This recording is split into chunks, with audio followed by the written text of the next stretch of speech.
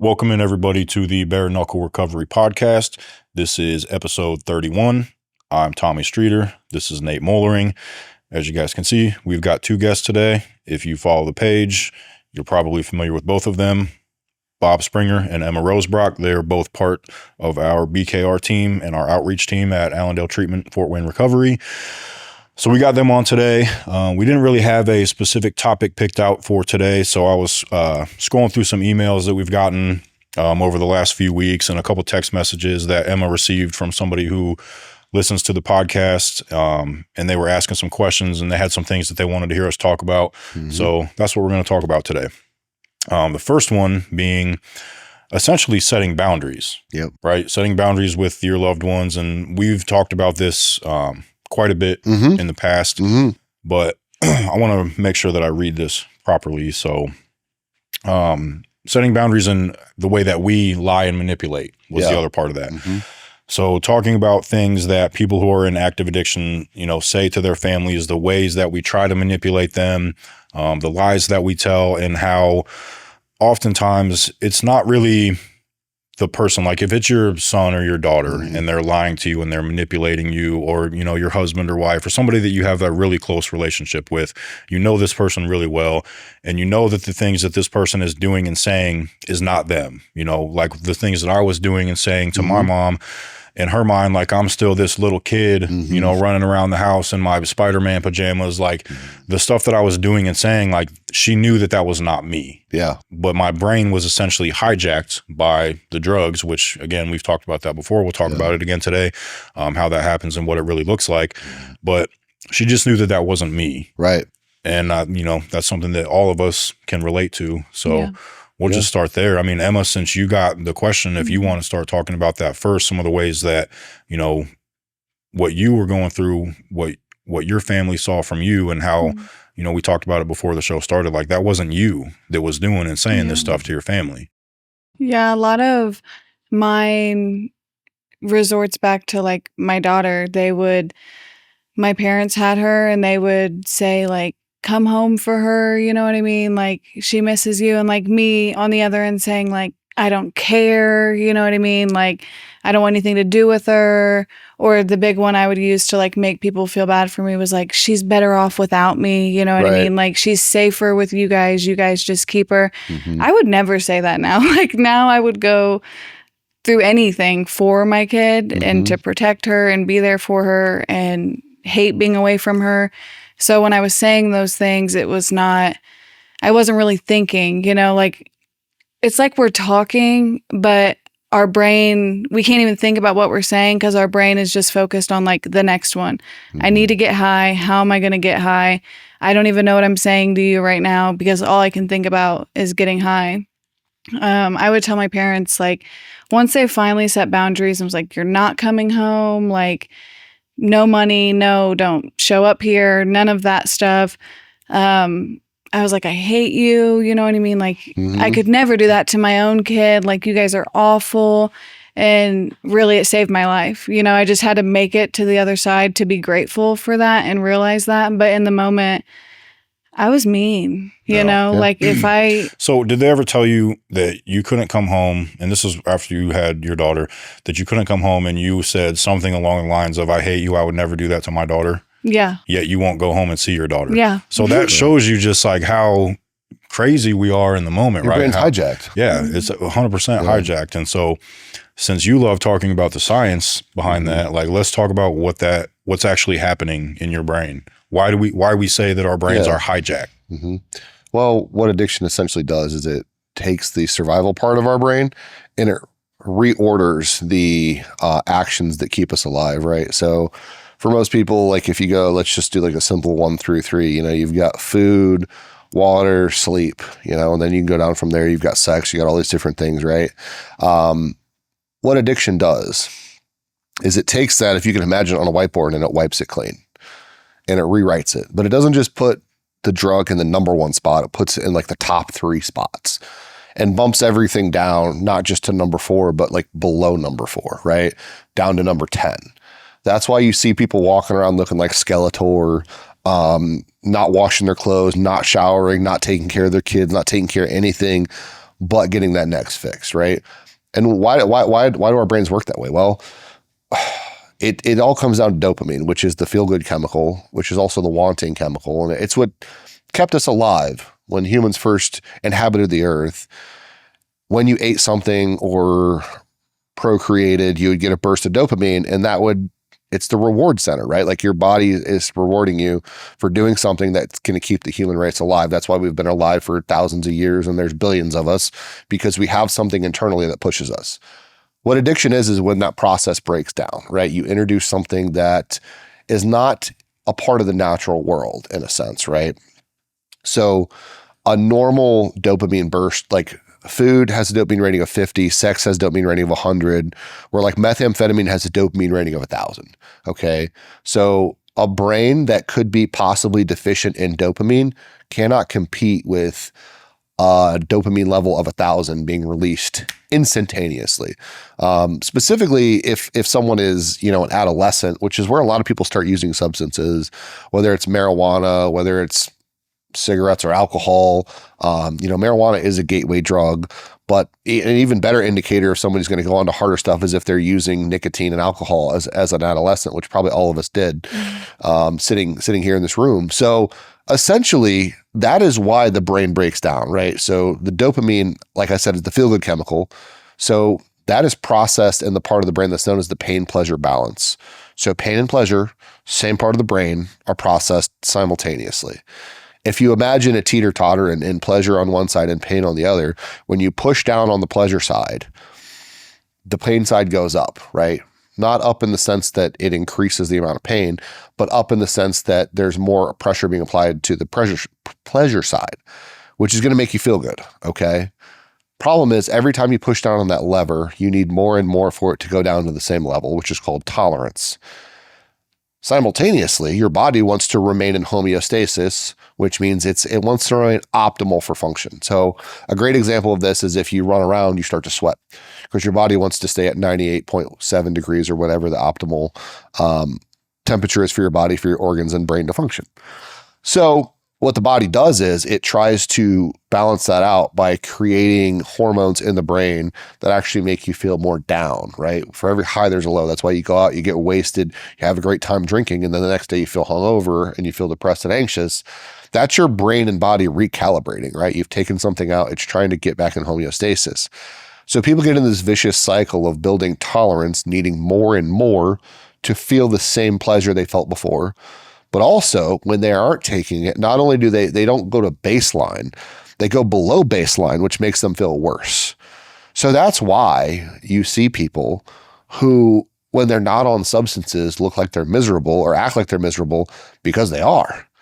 And that's why you have people who say mean things to their family, they do mean things to their family, they neglect their children, they steal, they lie, they cheat, all these things, because the only thing that will alleviate that pain that they have that's going on in their brain is to take that substance and take more and more and more.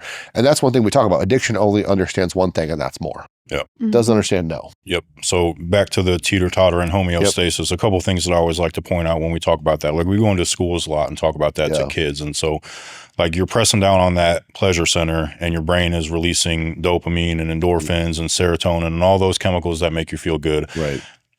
But then when that leaves your body, when you're not high anymore, if you haven't used for a while, then your brain automatically starts pressing back down on that pain side and releasing the chemicals that cause anxiety, depression, despair. So that's why you start to feel that way. Right. On the reverse side of that, though, just as another way to look at it, if you take a cold shower, like a really cold shower, it's uncomfortable, it hurts, it's not fun.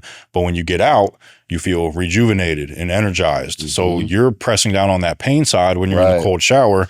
Well, then you get out and now your brain is pressing back down on the pleasure side to release those chemicals and make you feel good. So it's just another way to look at it. It works both ways. It does. That's how I always explain it when we go into schools. I think that's a pretty good example. And it's an important distinction, especially when people are trying to understand. Well, if you've never been through it before, you might not, if you've never 100%. Taken a hit of meth before, you might not know what it feels like. You don't know what you don't know. Right. But a lot of people have taken a cold shower before before and after you get out, like you do feel good. I mean, it's the same with working out. Like it's painful sometimes if you're exercising, but when you get done, when you get in your car after you leave, when you're leaving the gym, like you feel good. Your body's releasing dopamine and serotonin and all that. So, and an example of the negative side of that is when people self-harm, like when they cut themselves, they do so because it makes them feel pain, but then there's a rush of endorphins that come through, which is your body's natural. It's basically natural opiates is what's being released. So yeah, I mean, that's essentially why things like that happen, where people don't act like themselves any longer. And you have to understand you're dealing with a person whose brain has been hijacked.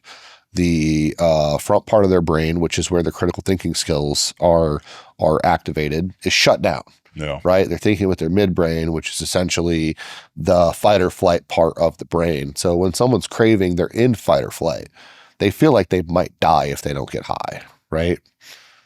Yeah. And that makes it really easy for us to lie and manipulate and steal from the people that are closest to us. That too. And I remember too, like when I first started smoking weed when I was 12, 13 years old, and, you know, I'd lie to my mom about going outside to do whatever, but really I'm walking around the neighborhood smoking weed. Like in the beginning, like I felt bad when I would lie to her. Like I was raised to know right from wrong. Honesty was always a very important virtue in our household growing up.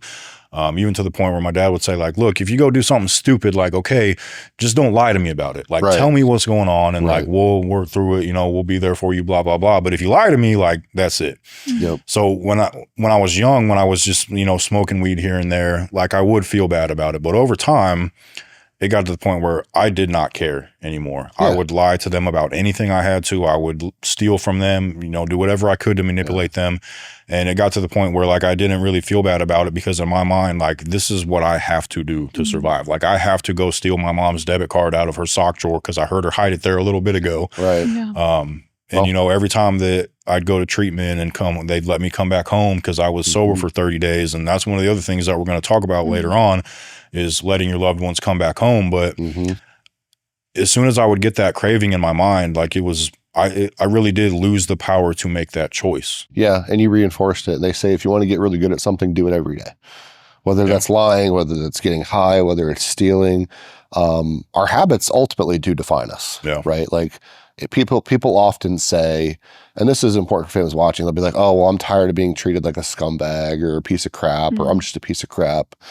I always tell people, if you don't want to be treated like a piece of crap, don't act like one. Quit being you know, like, and you could start that today, you know, and I say that not to be harsh, but I want family members to know that, you know, it's okay to redirect someone and be like, you know, you're tired of how we treat you like a child. Well, all you have to do is act different. And it's not easy, you know, we'll get into all this, but you know, obviously we've said it before, the only thing you have to change in recovery is everything. Everything. So, and that's really hard to do.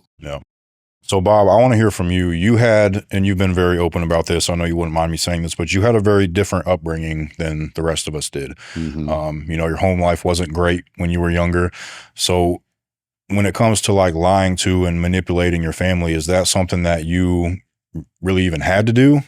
When I was younger, I didn't really have to lie too much. I'd just do it. Right. And they really didn't have anything to take from them, but when my dad got sober, he started to change, obviously. Things changed a little bit. Things changed, but, you know, I wasn't trying to hear none of that. So that's when... How old were you when your dad got sober? When my dad got sober, I was like 10, 11 years old. Okay. I was like 11 years old, I believe. And he was like, you know, them old school AA dudes, man. No nonsense. Crap, dudes. Yeah. So it was... trying to control everything, and I wasn't trying to hear that. And then the older I got, the more stuff I started getting into, but it was justified. Right. Because I blamed him for everything. You've been through some stuff. Right. Right. You know what I mean? Like, when your mom's pulling tricks, right, your dad's out drunk. For people who don't know what that means, what does that mean? Prostituting. I just want to make, because some people be like, like, when you wake up, and you literally come out of a bedroom that you and your sister sleeping in, and you got all these random people. Right. You don't know. You know what I mean? Right. Just sleeping, passed out, whatever, maybe music still playing. Right. Go to the refrigerator, ain't nothing but a bottle of syrup in it. Right. And I remember I hated everybody for that. Yeah. I mean, I really did. So when I started getting older and was able to do stuff on my own, I gravitated towards certain things. Yeah. And it was the drugs, the money, this and that. And I was selfish with it. And you did that because it made you feel like you had control, right? Made you feel powerful. So it makes you feel loved. Right. When you got a phone that's ringing, Yep. somebody's calling you. It's not even the money no more. Mhm. It's the fact that somebody wants to be around you and talk They to need you. you. Yeah. So that's more addicting than anything. Right. So something else that I want to talk about real quick is, so when you so your dad got sober, you were getting older, you didn't want to hear anything that he had to say to you, and you were going to do what you were going to do, and you blamed him for it. Absolutely. Did he know that you blamed him for a lot of that stuff? He did. And he didn't let you use that as an excuse. He still tried to make sure you were doing the right thing. Because I feel like the reason I ask is I feel like there's probably some people listening who have children that are maybe in active addiction or doing this and that. Maybe they weren't the greatest parents when their kids were younger, and they let their kids use that as an example to continue behaving the way that they are. And now they feel like they shouldn't set boundaries with them, and they shouldn't, try to be a parent now because, well, it's too late. I had my chance, and, he blames me for, all the stuff he's doing now. So that's not an excuse. I deal with that now with my son. Yep. So I left my son's life when he was 5 years old. I had him from the day he would come home from the hospital until he's 5. He went, you name it, he was with me. Every situation I was in. Right. And then when I experienced heroin, it was over with. Like, he went with his mom. I didn't have him no more. So now it's hard. Like, I don't want to be like, hey, don't do that, bro. You shouldn't be doing that stuff, because I feel like a part of me, I'm like, I can't really tell him what to do, you know what I mean? Because I've never been there. So we're just now getting a relationship back, and it's still not 100% the dad and the son. It's like a real good friend of mine. Now, I love him. I'd do anything for him. Yeah. But it's really hard to do that. And I see him do certain things, and I blame myself for it. Or people be like, hey, man, Jay's doing this, and I'll justify like, oh, well, look what he's been around, or look what he's done, you know what I mean? Look what he's doing that's positive. So I have a real hard time with that. And my dad, I know there was many nights that he completely blamed himself. He really did. But he didn't just come right out and tell me that until I got out of prison this last time. We had a really good talk about it. But he was growing up the same way my dad was, very poor. So he just followed, and I followed, and it was my choice to do the things that I was doing. Yeah. Right. But it's really hard. It's really hard when you're in a certain situation to tell somebody like, hey, bro, don't do that. Right. When you've done the same exact thing in front of them. But you probably would say that it doesn't devoid your responsibility of telling them the truth, right? Being like, hey, look, brother, like, I understand I messed up, but. And that's what I do today, because I am sober, and I do go to work every single day. I handle my business, right? So I make sure I tell him, like, you know what I mean? Hey, this is what we got to do. Like, I've told my son, like, listen, you have to get over certain things that I've done, because I don't do none of that now. And I try not to let that hinder me for the things that I've done in my past. Yeah. And I mean, ultimately, at the end of the day, it's up to your son, anybody else's son, daughter, whoever, if they choose to forgive you, or at least work on forgiving you, for that. You're doing everything you can now to be the best person, be the best man, father, grandfather, that you can be.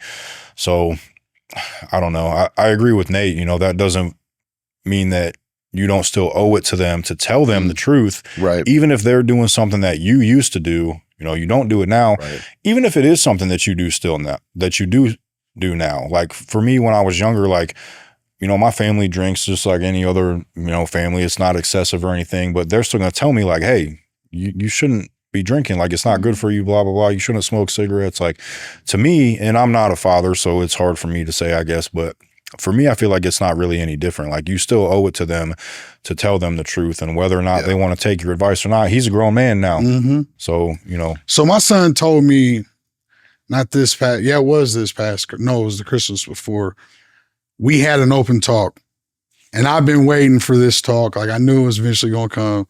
We was out back of his house. It was like midnight. and we were smoking Black and Mild. And he just, out the blue, started crying. Mm-hmm. And I looked at him like, what's up? And he was like, I hated you. Mm-hmm. He said, and I hated every drug addict I ever seen. And it hit me. And I'm like, damn, here we are. You know what I mean? So I started crying. Right. And he was like, but I believe anybody can change now, Dad. Right. And that's when he was like, I'm proud now to say that you're my dad. Right. And I told him, I was like, I can't change what I done. I can't, bro. I really can't, man. As bad as that hurts, I can't. I can't make up for the lost Christmases. No. None of that. Right. And he was like, you're doing it now. Like, I tell him, like, I did a CIT training last week, mm-hmm. and he was the first one I called. And I'm telling you, like, bro, I was working with the same police that sent me to prison. Mm-hmm. And he's got interest in the conversation. Mm-hmm. Like, he'll post my stuff, he'll share it. Like, it's just a whole different relationship. Yeah. And what I like about it now is he sees, and I'm sure there's still a lot of things that when he was younger that he still has in his heart, but like, he's giving me a chance to show him that things can change and recovery can change. Yeah. And he will call me like, hey, Dad, I ain't talked to you in a couple of days. What's up, man? You all right? Right. Or he'll shoot me a text like, what's up, Pops, man? I love you. Mm-hmm. And that's just something that I never got from him. So Right. it feels good and it helps me, you know what I mean? Like, I know today when I'm at his house, like, he trusts me 100% with anything in his house. Vice versa, he come to my house, I trust him. I don't look at nothing, you know what I mean? Well, I always tell parents, whether they're in a situation like yours, where they had a tough time going through addiction or whatever it was when their kids were younger and they feel like there was something that happened that they still feel responsible for, or not, whether you're just a parent that did the best they could and there's no glaring big problem. It's just hard to be a parent, hard to be an adult. Life's hard, right? Mm-hmm. We all make mistakes, but we do the best we can with the information we have at the time. The only thing you can do now, though, is like exactly what you're doing. Be a living example of positivity and the way to walk, right? Like, you're walking the walk. Not only you're talking the talk, but you like he sees like, oh, Dad's about that life, right? And so I would tell anybody watching, like, that's the best way to get through to a young person in your life, whether it's your kid, nephew, grandson, granddaughter, whatever it is, doesn't matter. Like, be the best example you can be. And sometimes it takes you sacrifice. Sometimes that means you got to quit smoking. You're going to quit drinking. And you know what? Like, I hear parents all the time be like, well, I don't have a problem. It's like, well, it's not about you right now. You know what I mean? Like, do you want to set that example for your kid or for whoever it is in your life? So taking it to that level and doing self-improvement, you don't even know how inspiring that can be to the person in your life, whether, again, like, it's your kid, your grandkid, your nephew, whatever it is. Like, it's so important to live that, because in our society, I feel like there's so few people that are great examples of what we're trying to do. And I always tell people to imagine the person that you needed when you were a kid and try to be that person for your kid or someone else's kid. Just be that person. And that's the thing about being somebody, is all you have to do is change what you're doing. Like, I said something the other day about, like, if you're disappointed in yourself, all you have to do is do different and you can do it. So go do it, and obviously it's about building habits and all those things. But all I want people to take away from what I'm saying here is, no matter what you've done or haven't done, it's not too late to change your life. And you don't know how that's going to change the person, your kid or whoever it is. They can look at you and say, they're doing it, because that gives you credibility. Yeah, absolutely. And so, Emma, you're kind of in a similar but different position. So you've got a daughter. Mm-hmm. She's still young. She probably doesn't really remember a whole lot of you not being around. Yeah. Maybe a little bit, but she's probably not fully aware of why, I'm guessing. And maybe I'm wrong. But you still have, a great opportunity to do what Nate was just talking about, not using, the excuse that, well, I did this and this and this, so I need to be, a gentle parent, and I wasn't around when she was younger as much as I should have been. Like, that's not an excuse for you to not be there 100% today, and, make sure you're doing everything you can to make sure that she's doing the right thing. That's me not being around is, I was going to say that. So tied in with that, I think it's really important for families to know that, say, let's just use the dynamic of mother and addict daughter, because that's my story. And there was a time, there was truly something that happened to me in my childhood that for a while I resented my mom for. And we had gotten over it, you know, like stopped talking about it. I didn't bring it up, whatever. Well, fast forward, I didn't talk about it anymore at all, like for years. And there was a time when I was homeless and she had been done giving me money, wasn't giving me money anymore. And I brought it up to her and I was like, if you would have listened to me when XYZ happened, I wouldn't have even started getting high, and this is all your fault. And so you owe me money. And so when I brought it up to her, I wasn't bringing it up because I was even thinking about it. I was even upset about it. Yes, I literally just brought it up to hurt her feelings and try to get my way. And it was, luckily I had already been to treatment, and they had already taught her boundaries. And so she was like, cut the crap. You know what I mean? Like, don't say that to me. I think she just ignored me. You know what I mean? And she had the right to, because I didn't bring it up from a place of any motive besides wanting money. And so I think it's important for families to know that even if something happened to your loved one that's using, that might be the reason they started getting high, but that's not the excuse. You know what I mean? Like, we end up high because we're addicted, you know, like, and things that happen to us in our past can either be the reason we continue down the wrong path, or it can be motivation to go the right way. But back to my daughter, I'm very open with her. She goes to meetings with me. Someone close to us is still struggling, and we approach that situation with them the same way my parents handled it when it was me that was struggling.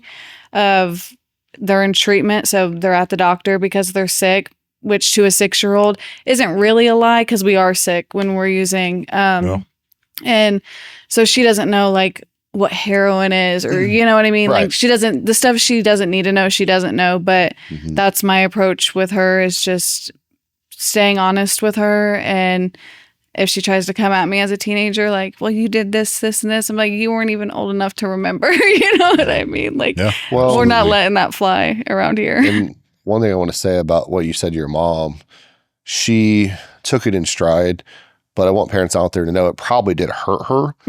But because she had support and because she was working on herself, she did not allow it to influence her next decision. Yeah. For me, that was something that my family dealt with a lot. I'm assuming yours did too. Yeah. Every time I would go to treatment, for the first few times, I'd be there for 30 days, maybe 60 days. And then I'd be like, all right, cool. I'm ready to come back home and go right back into that environment where I was using and stealing and lying. And I remember one time specifically, I walked in the front door of my mom and dad's. It was a newer house that they had just moved into. I had helped them move into the house, and my dad asked me, he's like, so you're using again, right? Because this is when I was living in the RV. Yeah. My dad was like, so you're using again, right? And I was like, yeah. And he was like, well, do you want to come home and try to detox again? Like, just trying to help out, you know, and be supportive. And I was like, yeah, absolutely. I'd love to sleep in a bed instead of in this RV where it's 100 degrees. And so I went there, and this was on like a Monday or Tuesday, and I got my last paycheck from my job that I just quit on that Friday, and I immediately left and went and got high and came back and started that whole thing all over again. And so for me, every time I would go back home, it just put me right back in that environment where I was too comfortable, or I'd have that euphoric recall. Like what I was about to say, I walked in that door and immediately, you know, all I'd ever done in that house was got high or been withdrawing. So that euphoric recall kicked in as soon as I walked in that door, and I've literally felt like I was withdrawing even though I had been sober for over a month. So for me, going back to my mom and dad's house never really worked out very well for me. Not to say that it's impossible, but it's certainly not, you know, a recommendation that I would give most families. Would you guys agree? Yeah. I would agree. I was a bad roommate with my parents. Yeah. I mean, I got high in their house. I OD'd in their house. People showed up looking for me. I owed money to. I stole from them. And a lot of parents can probably relate to that. And one thing we always say is parents and loved ones don't make good. And I know that's not proper English, but they do not make good sponsors, sober living managers, probation officers, therapists, accountability partners, detectives. So what I'm saying by that is, as a family member, your role is just to be a family member. It's not to be a sober living manager. It's not to be their peer recovery coach. It's not to be their therapist. It's not to be their sponsor. That's a role that only those people in those positions should hold with them. Like, a lot of people think they're a bad parent if they feel like they have to outsource the accountability for their loved one who's trying to get sober and stay sober. That's not true. Like, you're just not capable of doing it. Just like all of us have readily admitted many times, if we have a close friend or family member that needs help and they go through a treatment center, like our treatment center, or they're getting help from one of the people like on the outreach team, we have to completely remove ourselves from that situation. Yeah. Even with our experience and our professional backgrounds, it influences your decisions, and you're just simply not capable of keeping that separate and doing it appropriately. Just like in AA, they talk about your sponsor, and you shouldn't have dual relationships. Like, you can't ask somebody that you're best friends with to be your sponsor because it's too hard to hold that line. So we highly encourage people to not just let people come home when they're done, even if they have some robust services planned out. Like, I went home almost every time, and I had counseling set up. I had a list of meetings. I had everything that I needed to be successful. But being in that house, but then the minute you didn't want to go, who's pushing you to go? Yeah, my mom, and that was not her job. Nope. Your mom's saying, "Hey, Tommy, you were going to go to that meeting," and you're like, "Well, I found another meeting I'm going to go to instead. I'll go later." And then later comes, and she's like, "Hey, Tommy, I thought you were going to that meeting," and you're like, "Dude, like, get off my ass. Like, I'll go tomorrow." And then I'm sober. Or it's her. What are you tripping for? You know, it's me telling her that I'm going to the meeting, and I don't actually go to the meeting. I go do something else. Or there was a few times where I didn't have a car, so she would take me to the meeting. I would go inside. She would leave to go shopping or whatever for an hour. I didn't stay at the meeting. Like, I left. You bounced. And then I would be back in the parking lot when it was over for her to come pick me up. Right. I think, sorry. No, go ahead. I think too, like, at the end of, before I was finally kicked out of my parents' house, it was like, at the end, I was using fentanyl, and we had a 13-year-old at the time and a 4-year-old living in the house. And, you know, when we're high, or even alcohol, leaving bottles of alcohol out, leaving drugs around the house. So you let your loved one come home because they're promising you the moon. And I feel like a lot of the people that we do have reach out are grandparents, their kid is using and their grandkid lives with them. Right. And so you can't just think about them anymore. You have to protect everybody else everyone in the household, house. You always talk about your sisters and how your dad told you that your sisters didn't ask for this. Like, it's not fair to them that you're even in this house. For me, is, you know, my niece finding that empty bag, thank God, empty bag of heroin in my closet that one day and taking it out of the living room when my whole entire family was there. Yeah. Like, it's not just that one person, like you said, that they have to protect. If they got siblings in the home, grandkids, anybody else in that home, it's not just about that one person. Yeah. Well, no, but that's why I always tell people, addiction's not a choice. Nobody chooses to be an addict. Continued use, recovery, or relapse are choices. Yeah. You know, especially when those types of things happen where you're leaving paraphernalia out, drugs, forgetting to pick up your kid, whatever it is. Like, when that stuff's happening, that is an indication that you have a problem.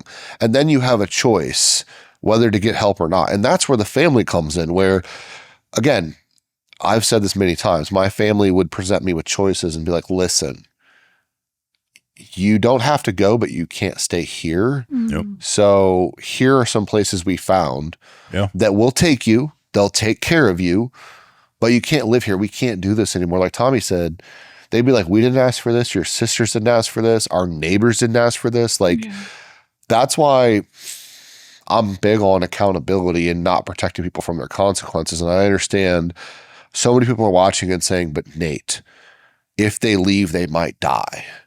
If they stay, they might die. In your house, I know people who literally can't sleep. They sleep in the same room as their kid because they've had to Narcan them so many times. And they're like, but I'm keeping them alive. And it's like, bro, you're a prisoner in your own house. You know what I mean? Like, you should be able to relax. And I understand you can't relax with your kid out there, but I'll promise you this. We have worked with so many parents who have found their children deceased or their loved one deceased in their home. I think it's harder on them to stay in that home and to be the one that found them than it is the people who get a phone call. You'll always have that what if, but here's what I can tell you as a person in long-term recovery and a person who's worked with a lot of people who have either passed away or are now in long-term recovery or active addiction.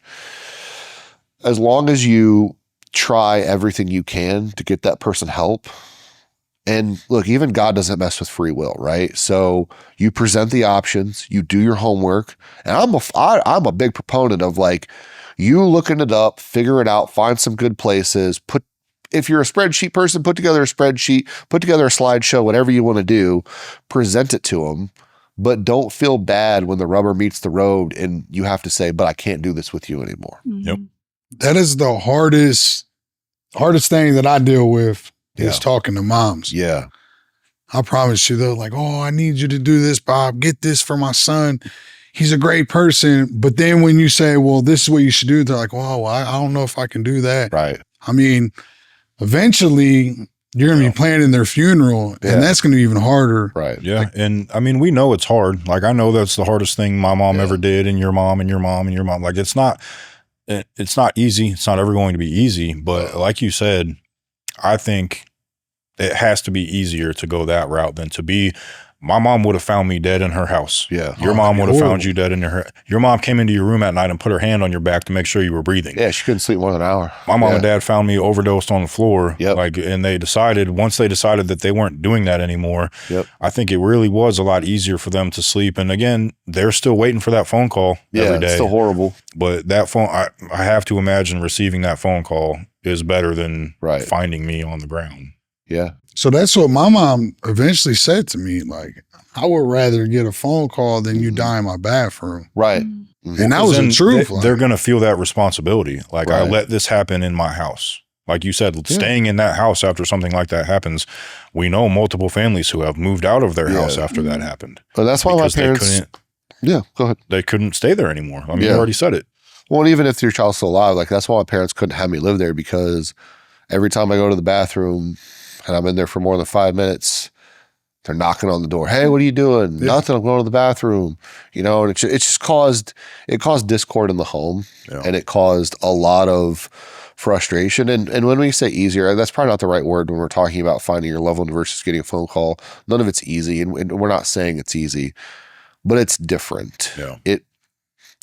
It's going to change your life forever regardless. But man, I mean, having somebody pass in your home that you find it'll change you forever in a way that is really tough for a lot of people to overcome. Yeah. The whole thing is, like, if you lose a child or grandchild, whatever it is, it's never going to be easy. You'll never be whole again. We're not going to sit here and tell you will, but I can tell you that there's a difference in people that we talk to who did everything they could and people that pulled their punches when it was time to come out swinging against Well, and the we addiction. know what that feels like too with people that we've worked with, and they may not have been family members of ours, but we've been to many funerals, and we've countless. been at funerals where it's like, man, I should have said that thing to him that I held back saying because I didn't want to hurt him or his mom's feelings. And then we've been at ones where we've stood there and said, you know what, I can, confidently say that we did and said everything we could have for this person. And like you said, God doesn't mess with free will. Well, go ahead. I was going to say, even doing like a 30-day program, like I had went to treatment and I came home and my daughter was living at my parents' house, and it was just me, my daughter, and my little sister that were at home. She was 13, 14. And I had went to treatment, everyone was under the impression that I was sober, and it was like a random Tuesday. And I'm like, I'm going to relapse. Why not? And so I use, and I'm like, there's a picture of it. Unfortunately, I'm like laying in my daughter's bed because I wasn't living there, and I'm overdosed. And my daughter's going to my sister, and she's like, my mom won't wake up, and she's like sleeping funny. And my sister's like, oh, like, a teenager, like, oh, like, leave her be, let her sleep. Like, she's sober, you know what I mean? Let her sleep. And finally, thank God, my sister came in there and FaceTimes my mom and like, and my mom's like, I'm calling 911. Like, I'm on my way back. I'm calling 911. And it was like, even after going to treatment, like, you cannot be here. Like, you can't even take the chance of something like that happening. Yeah. Like they would have never wanted to be in that house again. My daughter has not been in that bed ever, and I didn't even die. You know Right. what I mean? Yeah. Like, and so it's Traumatic. Yeah, I think being out of the home, like you said in the beginning of this, and Well, I think there's a lot of benefits to it too. I mean, for me, like the last time I went to treatment, I was 24 years old. I didn't want to go back to my mom and dad's house anyways, but if they would have let me when I got out of treatment, I absolutely would have. I didn't want to be there. It's never cool being seen at the grocery store with your mom when you're 24 years old because you're at home and they're trying to set boundaries saying you can't go do this. You're going to come with me. Yeah. Like that's not cool. It's not fun, but I would have done it if it meant I could have gone home. Right. But instead I had to stay down in Indy and figure it out. Yeah. I slept on my friend's couch for, a year. I got, got a job at a candy store when I first got out of treatment, making minimum wage and just kind of worked my way up from there. That was the best thing that could have possibly happened to me at that time in my life. One of the other things that we hear all the time is we're talking to a family about their loved one coming home and they're like, well, he doesn't have anywhere else to go. Yeah. Yes, he does. Yeah, he does. He's got other places to go. She's got other places to go. They might not be places that they want to go. Right. But I didn't want to sleep on that couch for a year when I got out of treatment either. You didn't want to go to Arkansas when you got out of prison with your dad. Like, we have to do, that's what recovery is about, is doing things that we don't want to do that are uncomfortable. But it was the best thing I did. That's what I'm saying. Like, to the excuse that they have nowhere else to go, that's not true. If somebody reaches out to you in Indy and says, my daughter's coming home from treatment, she doesn't have anywhere else to go, how many places do you have that she could go in Indy? Countless. Yeah, countless. In Ohio, you got a bunch. In Indiana, we've got a bunch. Wherever you're at, like we can always help find places for them to go. There's, sober living homes and halfway houses and, whatever. Homeless shelters. And places that will literally hold their hand and walk them through, like help them get a job. Like, oh, you don't have a license, we'll help you. Like they will literally hold their hand. Right, and that's what Nate's talking about, where that's not my mom's job. No, that's not my dad's job. There are people to play those roles in our lives. It's literally their job. It is their job. Like, a lot of them get paid to do it. Let them do it. Most of them do. Let them do it. Yeah. So there's always options. There's always places for people to go. So that's never an excuse to let somebody come home. It's just because they tell you that they don't have anywhere else to go. That's why we started BKR. That's what we do. Yeah. That's what we do. We resource map. Like reach out to us, call us, text us. You'll get somebody sitting here, probably either one of the four of us here, or Sam or Mike, or probably maybe Scott, Zach, Sierra, somebody, all people that have been through this and are highly connected. Like this is what we do all day, every day, is make connections with other places, other people, other organizations. There are gaps in services out there, but we can help you fill those gaps. We'll help you build that bridge, and we'll help you put a list of places together that your loved one could go.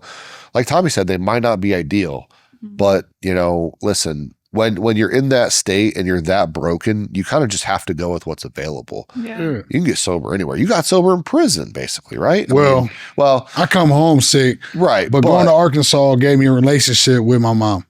But you got sober in the middle of nowhere after prison. Yeah. And prison was what got your head right, though, right? Like you're like, oh man. Yeah, I didn't want to go back to prison. Right, that's what I mean. Yeah, so my last treatment was prison. You know what I mean? It was a level 4 prison. And you got out and you didn't really have services. Nah, and I didn't.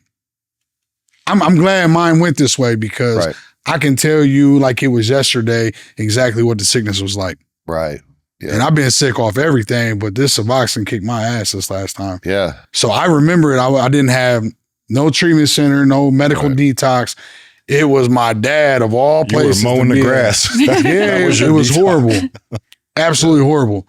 But because I done that and I went through it, I was able to have 3.5 years with my mom on a relationship that we were supposed to have. Yeah. Right. Nah, not her paying for nothing, no commissary, nothing like that. I was able actually to Christmas gifts for her, birthday presents for her, buy her random dinners like here. You know what I mean? It was cool because I was able to do that. But I didn't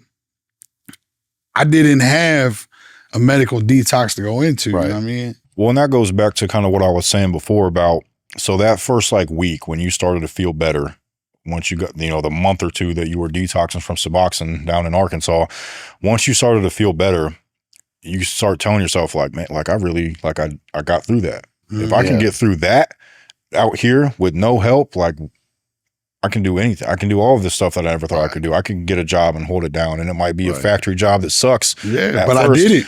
But you can do it, and minimum wage. It's just rewarding. Yeah.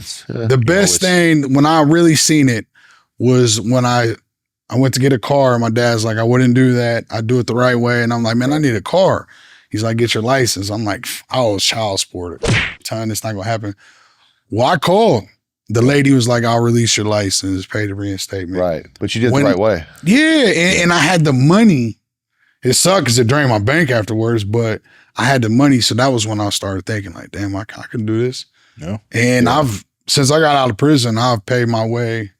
See, I think that's so important for people, in early recovery to be held accountable for all that stuff, not have everything just handed to them, not just go right back home to mom and dad's house and, a refrigerator full of food and a bed, if that's the situation. Obviously, it's not everybody's situation.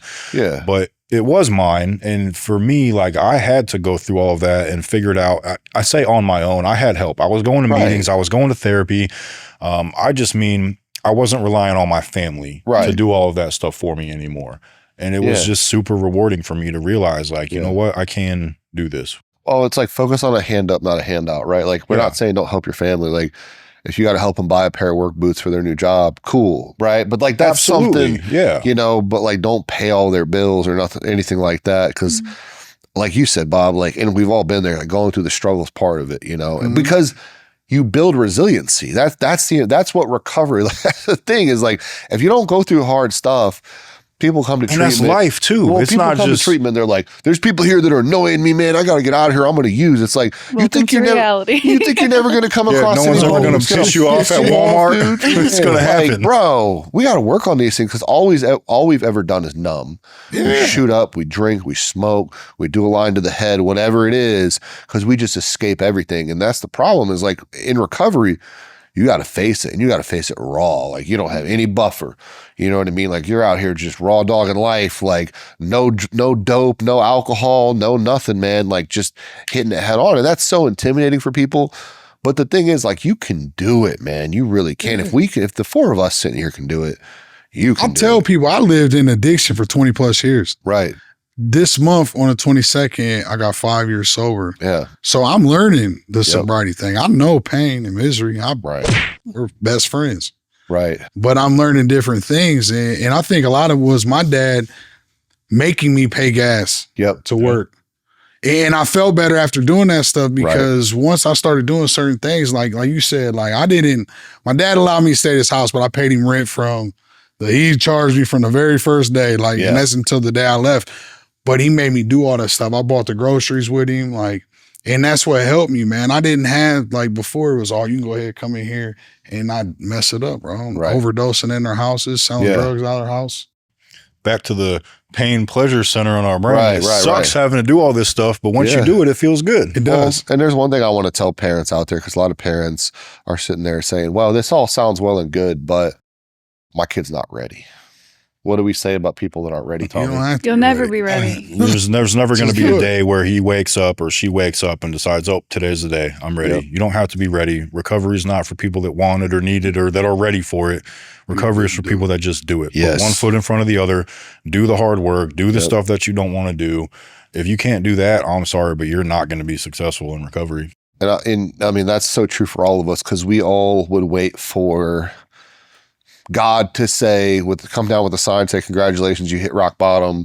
I'm going to give you all the willingness. There is no rock bottom, right? Like, there's this illusion that you see in movies where, like, you see the addict that's down and out, and they're homeless and life's terrible. They limp into a treatment center, that fast forwards a year later, and they're sitting in a circle in a church sharing their story. They're like, oh, but you're sober, and everyone's clapping, and they're like, this is wonderful. That's not how it works. Like, you go in, you're beat up, but after 3 nights of sleep and meals, you're like, I'm king. I got this. Emma was like number one. Walk down the road. Like, just take off. I don't need this anymore. I'm out. Sure. But I want people to understand, like, your kid doesn't have to be ready. Your grandchild, whoever it is, like your loved one, ready is a lie from the pit of hell. You're never going to be ready. The only way to get ready is to do it. And that's what you learn in recovery. people think that their feelings and thoughts have to dictate their actions. You got it backwards. You start to live a certain way. They say fake it till you make it. And that's so true. Like you put one foot in front of the other. I don't feel like going to an AA meeting. Go. That's when you need to go. Go, right, go. And when you're there, you start participating, acting like you want to be there. You're like, oh, this ain't so bad. Like I'm all actually learning something. It's all about perspective. And a lot of times, like it takes family members reinforcing that with somebody. Like, I don't want to go to me. Well, tough. Like you need to go. And of course, again, like we said, we don't think that you should be the person that has to push them, but we even talk a lot to people about, like, I have people call me, like my son or daughter's on probation. I know they're getting high, but I don't want them to get in trouble. I'm like, All the time. make that phone call. Call the PO. Make that phone call. Now, you can give them an option beforehand and just say, hey, I really need you to go to treatment. I really need you to go. They'll tell me, Bob, they won't go to treatment. I'm like, call their PO. Yep. And that's They'll what go one way or another. And that's what I tell them. One way or another. Present They're them with going. options. And they say, Yeah. nope, I don't care. All right, It's well, the truth. at least they're in a safe place. Yeah. It's a tough place to be, but those guards ultimately care. They don't want anybody to die. The nurses in there, they don't want anybody to die. It's okay to take that thing that we have in our society that I always refer to as the last rung on the ladder that steps in when you're no longer able to care for yourself or you're a danger to society and says, you're going to go sit. And the cool thing about it is a lot of times you can advocate for that person to get on some kind of alternative sentencing program, whether it's like hope probation, drug courts. And again, that's a lie from the pit of hell. People say, well, if you make them do it, it's not going to stick, bro. Zach Dawson, who's an awesome member of our team, went through drug court in Allen County. He hated it. They had to incarcerate him several times. Dude is sober. I don't even know how many years, 5, 6 years now, and is helping tons of people. Sam Helzer had multiple OWIs, went to jail multiple times, was forced to go to a halfway house by a court system. He's sober. The man has 10,000 kids, like does a ton of great stuff in the community, but he's an awesome human being. And so his wife too. His wife was also forced to, I mean, there's so many people that like, again, you don't have to want it or need it. Everybody needs it and everybody has different points where they want it, but putting them in a position where they have to do it, it's not a bad thing. You know, it sounds like a bad thing and people look at it as like a betrayal, but it's really not. I mean, again, we talk about the ultimate betrayal. Like I firmly believe that when I die, I'll stand in front of my creator and other people will have to stand in front of the creator. And if those people live their lives in close proximity to me and they did wrong and they're being judged, God's going to turn to me and said, you knew better and you didn't tell them. You knew better. You kept your mouth shut because you didn't want them upset with you. And I always say this, I'd rather have somebody in treatment who's getting sober, who hates me, who has my picture on their wall throwing darts at it, than somebody who likes me laying in a casket in front of me saying, well, at least he didn't think ill of me. Yeah. He's gone. I'd rather you hate me your whole life, and it won't stay that way. But if it has to, I'll pick up that cross and carry it. I don't care. At least for the first 6 months, they're going to Yeah. And even if After you that, they're make cool. someone go, like they might only be there because you made them go, Right. but you don't know if once they get there, the seed will be planted and Right. and Click. something will click while Yep. they're there. Yeah. So making them go could never even be looked at as a bad thing, Yeah, in my opinion. That's definitely always the hope. And So someone asked me that one time, Yeah. like, does it matter, you know, if someone's forced into treatment or if they go willingly? No, it doesn't. Just go. You just got to hope that something clicks while they're there. We work at voluntary treatment centers, but the word voluntary has an asterisk next to it, meaning everybody's there because usually they got nowhere else to go. And we always say they come in because of back problems. They're like, get the cord off my back, get my mom off my back, my husband, my wife, whoever, right? Yep. And that's okay. Like, it doesn't matter what gets your butt in that seat. Like, Dusty always says, I don't care what A you choose as long as it saves your A, you know? So, and basically what he's saying is like, whatever puts you in that seat doesn't matter as long as it saves your life and gives you, not only saves your life, because we don't want people living out here like zombies and you know, not fulfilling their dreams and their purpose, which is what recovery is all about. We want you to be your full restoration, revived, a part of the community, vibrant, giving life, giving love, because that's what everybody's capable of and that's what everybody deserves. But you have to bring that about through your own behavior. Well, Emma, Bob, thank you guys for joining us today. Unfortunately, we're out of time, but as always, we appreciate you coming on and being open and honest about your stories, and hopefully we did a decent job answering those questions. So Send us keep more. sending more. Yeah. We're happy to answer them, and we will see you guys next time. Thank you for watching.